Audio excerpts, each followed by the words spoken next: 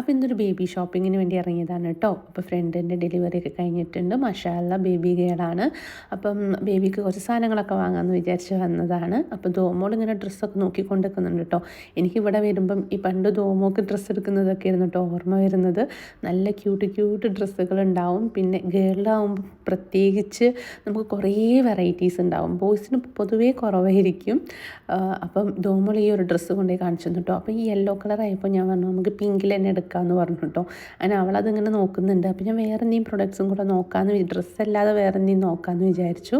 കുറേ ബ്ലാങ്കറ്റ് അതൊക്കെ നോക്കിയിട്ടോ. അപ്പോൾ ഞാൻ ഇതൊക്കെ എടുക്കാമെന്ന് വിചാരിച്ചു. ഹസ്ബൻഡ് പറഞ്ഞു കുറച്ചും കൂടെ വലുതായിട്ടല്ലേ അതൊക്കെ യൂസ് ചെയ്യുള്ളൂ പറഞ്ഞു. എന്നാൽ ലാസ്റ്റ് ഈ ഒരു ഡ്രസ്സാണ് കേട്ടോ സെലക്ട് ചെയ്ത് ധോമോൾ. നല്ല രസമുണ്ടായിരുന്നു. നല്ല കളറും ആണ്. പിന്നെ ഇപ്പം ഇടാനും പറ്റില്ല. ഇവിടെ നല്ല തണുപ്പുമാണ് ഇപ്പം.